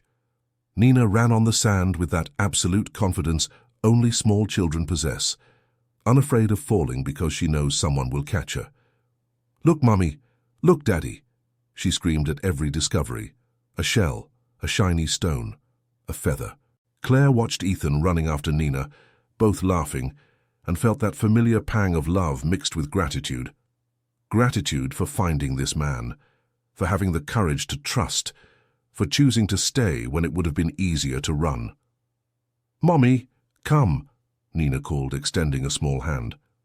Claire went, taking the sweaty, sand-covered hand, allowing herself to be guided by her daughter on imaginary adventures, where each wave was a dragon and each stone a treasure. In the afternoon, when Nina napped exhausted from sun and play, Claire and Ethan sat on the porch of the new house, which still smelled of fresh paint and possibilities. "Do you remember?" Ethan asked suddenly. "What?" "That night, the honeymoon, when I said we could stop if you wanted." Claire smiled, the memory as vivid as if it were yesterday. "I remember. It changed everything for me. That promise. I didn't know at the time how much that promise would define everything that came after." Ethan took her hand, tracing familiar patterns on her skin. "That it wasn't just about that night. It was about our entire life together, at your pace, at our pace." And you kept that promise. Every time I was afraid, every time I thought about running, you stayed, waited, allowed me to come to you at my rhythm. Because you were always worth the wait. Claire leaned in, kissing him softly. It wasn't the passionate kiss of youth. It was something deeper, connection forged through years of choosing each other daily. "Can I tell you a secret?" she said when they separated. "Always. I'm not afraid anymore, not the way I was. I have worries, anxieties about being good parents, about paying bills, about Nina growing too fast. But that fundamental fear of not being worthy, of you abandoning me, it's gone." Ethan smiled, his eyes moist. "You know when it left?" "When?" "In the maternity ward, when I held Nina for the first time and you were there, exhausted and perfect, and I realized we'd created life together, that there was no going back, not because we were trapped, but because we chose to build something permanent. You saw it and finally believed." He was right. Claire remembered that moment, holding Nina, seeing Ethan look at them with so much love it overflowed, and for the first time completely believing he'd stay, not from obligation, but from choice. "I'm happy," she said simply. "Me too." Nina woke shortly after, hair disheveled and face creased from sleep, dragging her favorite blanket. She climbed into Claire's lap with the confidence of a child who never doubted she'd be received with open arms. "Mommy smells good," Nina murmured sleepily. "Yeah? What do I smell like?" "Like home." Claire felt tears prick her eyes. Home. She had created this, not perfectly, but with enough love that her daughter felt safe, loved, home. That evening, after Nina was in bed, Claire found herself in the room they'd transformed into an office. She'd started writing, children's stories about overcoming, about finding courage. Nothing published yet, just exploring. But it was hers, this creative part she'd kept hidden for so long. Ethan appeared at the door with 2 cups of tea. "Working late?" "Just thinking," she accepted the tea, the warmth comforting against her hands. "About how much has changed, how much we've changed. For the better?" "Definitely for the better." He sat beside her, observing the pages scattered on the desk. "Did you see your mum today?" he asked casually. "I did. She stopped by briefly, brought that cake Nina loves." Claire's relationship with Teresa never became close or completely healed, but they'd found balance in short visits, with clear boundaries. Teresa was learning to be a grandmother in ways she'd failed as a mother, and Claire was learning to accept that without demanding dramatic changes or total forgiveness. It was enough. It wasn't a fairy tale, but it was real. "I want to thank you," Claire said suddenly. "For what?" "For never giving up, even when I made things impossible, even when it would have been easier to find someone without so much baggage." Ethan put his cup aside, turning completely to her. "Baggage? Claire, you're not baggage. You're the most courageous person I know. Every day you wake up and choose to work on yourself, face your fears, be a mother even when you're terrified. That's not baggage, that's inspiration." "I failed so many times." "We all fail. I failed too. Remember when I was obsessed with work? When I called you dependent? When I almost lost you because I was too blind to see what I was doing? But you corrected yourself. And so did you. Always. That's the point. It's not about never failing. It's about getting up and trying again." Claire pulled him into a tight hug, feeling the solidity of him, the constancy that had saved her so many times. "I love you," she said against his chest, "more than words can express." "I love you too. Yesterday, today, tomorrow, always." They stayed like that for a long time, just existing in the embrace, hearing the distant sound of waves and Nina's soft breathing in the next room. It was in these moments of quiet that Claire felt most grateful. Not for the grand gestures or dramatic declarations, but for this, for the daily choice to be present, to love even when difficult, to build life together stone by stone. The following week, Claire did something that would have been impossible years ago. She gave a talk at the local university about overcoming trauma. Mrs. Hartley had recommended her, and Claire almost refused. But then she thought of Nina. of being an example of courage for her daughter. 30 people showed up. Claire stood at the front of the room, hands trembling slightly, and shared her journey. Not all the details, but enough to be honest. She spoke about an abusive relationship, about building trust again, about motherhood while dealing with anxiety. When she finished, a young woman in the front row raised her hand. "How did you know you were ready to trust again?" Claire thought carefully. "I didn't know. There was no magical moment where everything aligned. It was a daily choice to try, even with fear, and finding someone who respected that fear instead of demanding I overcome it before I was ready. And if the person doesn't respect it, then they're not the right person, because true love gives space, true love waits." More questions came, and Claire answered each with honesty that would have destroyed her years ago. But now her vulnerability was strength. Her story was a tool to help others. When she left that room, Ethan was waiting outside, Nina in his arms. "How was it?" he asked. "Scary and empowering and right. It was right." Nina reached for Claire, small arms extended. "Mommy talked in front of people." "I did, my love. You're brave." Those 3 words, said with absolute childish admiration, made Claire realize something fundamental. She was brave. Not without fear, but despite it. And that was the greatest lesson she could give her daughter. That courage wasn't the absence of fear, but action despite it. On the last Sunday of December, 2.5 years after that transformative wedding night, Claire woke before dawn.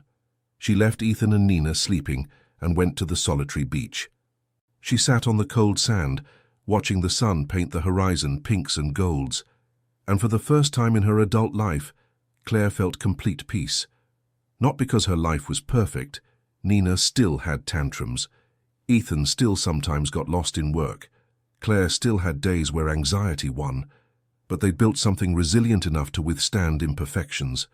They'd built home. Not just physical structure, but the feeling of safety, of constant love, of unconditional acceptance. "Thank you," Claire whispered to the universe, to whoever was listening. "Thank you for not giving up on me when I almost gave up on myself." When she returned home, Ethan was awake making coffee, Nina sitting on the counter helping, hindering. "Where were you?" he asked, kissing her. "Just needed a moment. To appreciate all this."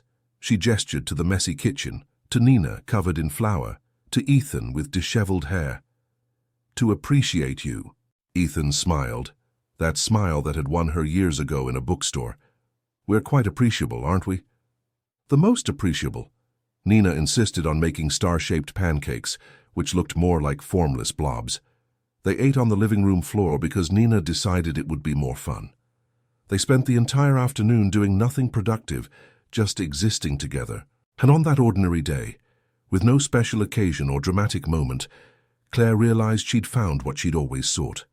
Not perfection, not the absence of challenges, but love that remained. Love that saw her imperfections and chose to stay anyway. That night, lying in bed with Ethan, Nina sleeping peacefully in the next room, Claire whispered, "If I could go back and talk to the Claire from years ago, you know what I'd say." "What?" "That it's worth it. All the fear, all the doubt, all the struggle, it's worth it for this. For you, for Nina, for us." Ethan pulled her closer. "And if I could talk to the Ethan from years ago, I'd say to be even more patient. Because you were worth every second of waiting." They fell asleep like that, intertwined, secure in the knowledge they'd built something lasting. Not because it was easy, but because they chose to do the difficult work together. And the promise made on that wedding night, "If you don't want to, we stop," had transformed into something bigger. It had become the foundation of a relationship where both had a voice, where boundaries were respected, where love meant freedom instead of possession. Years later, when Nina would ask how her parents fell in love, Claire would tell her about a man who walked into a bookstore looking for a book about restoration, and how he ended up restoring not just furniture, but also the heart of someone who had forgotten she deserved gentle love. And she would teach Nina that true love didn't rush, didn't demand, didn't control. True love waited, respected, and grew at the pace of both. It was a simple lesson, but powerful, and one Claire spent the rest of her life honoring. Because in the end, it wasn't the grand gestures that defined love. It was the small daily choices, the coffee made on difficult mornings, the hand held during nighttime fears, the patience in teaching and reteaching until finally understanding. It was these choices that transformed promises into reality. That transformed two imperfect people into a family, perfect in its imperfection. And when Claire looked back at the journey that had brought her there, she no longer saw just pain and fear. She saw growth, she saw courage, she saw love that had healed wounds she thought were permanent. In that small house by the sea, with the smell of coffee and the sound of waves, three imperfect people had found the closest thing to perfect that exists: complete acceptance, unconditional love, and a kept promise to be present, always, at each other's pace. And that, Claire now knew with absolute certainty, was more than enough. It was everything.